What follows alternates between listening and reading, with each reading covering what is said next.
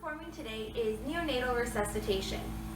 So at the very beginning, there's 3 questions that will dictate whether or not you keep the baby with the mother or you bring the baby under a warm radiator. So, is the baby term gestation? Yes, the baby's a term baby, 40 weeks gestation. Is the baby breathing or crying? The baby is not breathing or crying. Does the baby have good tone? No, the baby is limp.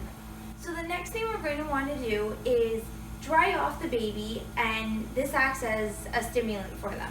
So you want to vigorously dry them off. This is sometimes a 2-person job. You can also tap on the feet as well to stimulate them. And then after you're done, lift up the baby and remove the towel as it gets wet and cold. Okay, so by 30 seconds of age, the next assessment we want to do is whether or not the heart rate is above or below 100 beats per minute and whether they're breathing or not. So we can check the heart rate by using either a stethoscope, or you can use 2 fingers at the base of the umbilical cord, where there's usually a strong pulse. After doing a quick check at the umbilical cord, we've confirmed that the heart rate is below 100 beats per minute and the baby is not breathing. So this means that we need to proceed with positive pressure ventilation. So what you do is take the mask and you're going to put it over top of the mouth and the nose of the baby, making a C with your fingers and placing it over top. Okay, so once the mask is adjusted, you will want to apply breaths at 40 to 60 breaths per minute. So this translates to about 1 breath every 3 seconds. You can think of it like the speed of a waltz. So 1, 2, 3, 1, 2, 3, 1, 2, 3, 1, 2, 3. Now, if you can feel that the breaths are not going in, there's an acronym called Mr. SOPA that's corrective steps to fix the ventilation. So there's mask readjustment to create a tight seal. You can reposition the airway by tilting the neck. Make sure that the suction is over top of the mouth and the nose.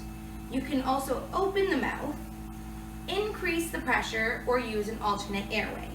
So this all ensures that you are getting enough oxygen into the baby. So after around 30 seconds of doing positive pressure ventilation, we are going to need to check the heart rate again. So if the heart rate is below 60 beats per minute, then we are going to need another nurse to help in so that we can begin chest compressions. So chest compressions, you're going to use the thumb encircling method. So you're going to wrap your hands around the baby, having your thumbs below the nipples but above the xiphoid process. So this goes in a 3-to-1 ratio, about 90 compressions and 30 breaths per minute. So this translates into 1 and 2 and 3 and breathe in, 1 and 2 and 3 and breathe in. The person doing the chest compressions has to ensure that each compression goes to about 1/3 of the baby. And they are also the person that will be leading, calling out the timings.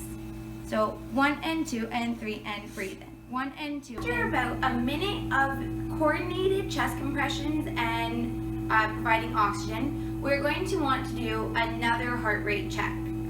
So after this heart rate check, we've determined that the baby's pulse is at 80 beats per minute, meaning we can stop with the compressions, but we still want to continue positive pressure ventilation until the heart rate is above 100. As we continue to apply the positive pressure ventilation, we notice that the baby is beginning to move, which is a good sign that the oxygen is working. And now the baby is starting to cry, which means that we can conclude positive pressure ventilation and bring the baby to the NICU for further observation.